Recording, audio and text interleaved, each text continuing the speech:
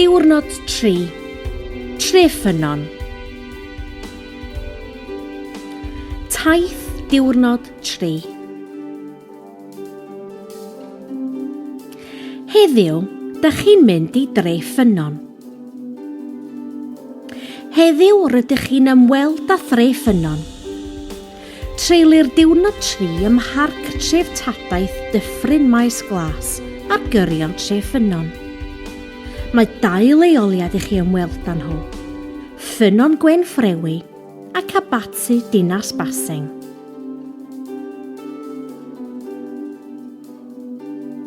Maes parcio CH8 7GH.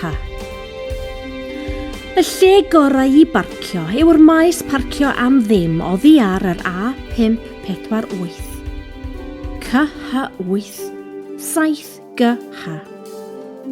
Byddwch chi mewn parc gwledig am y rhan fwyaf o'r dydd, felly bydd angen esgidiau priodol arnoch chi.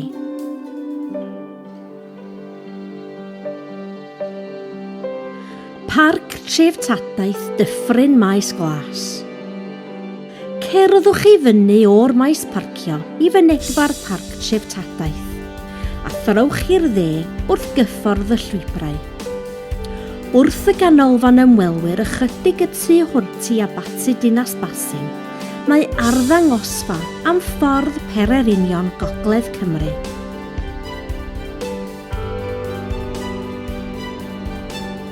Llinell amser y dyffryn.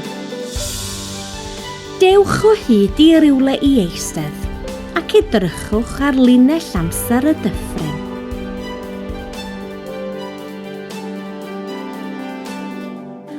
Yr hen rheilffordd. Cerddwch yn ôl tuag at y gyffordd a cherdded I fyny ar yr hen reilffordd I ffynnon Gwen Frewi. Mae hon yn daith gerdded tua milltir I fyny'r all ar lwybr tarmac.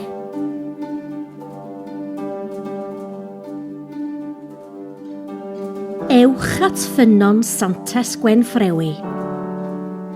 Ger pen y bryn, dilynwch yr arwyddbost oddi ar y rheilffordd ac ewch tuag at y ffordd gan droi i'r chwith pan gyrhaeddwch chi a pharhau I fyny'r bryn I gyrraedd y ffynnon.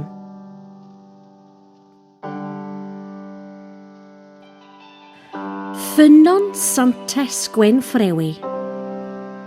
Wrth y ffynnon mae amgueddfa fach I ymweld â hi. Bydd angen I chi dalu I fynd I mewn i'r safle sy'n cael ei reoli gan yr Eglwys Gatholig ar ran cadw. Mae gwarcheidwaid y safle yn gofyn am barch at arwyddocâd crefyddol y safle.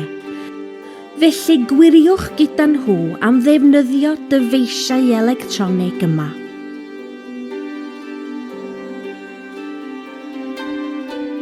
Amser cinio. Canol y dref. Rydych chi bron ar ben y bryn.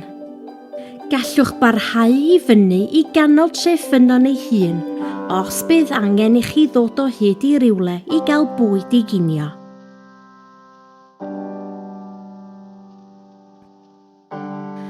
Yn ôl I barc Taith Dyffryn Maes Glas.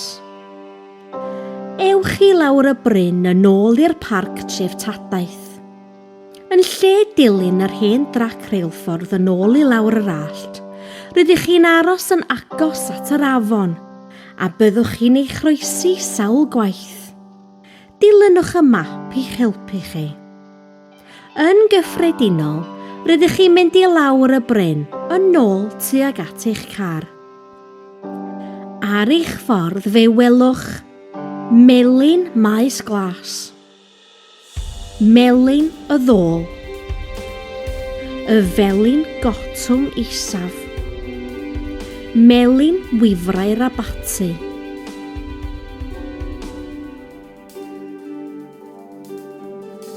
Abatsi Dinas Baseng.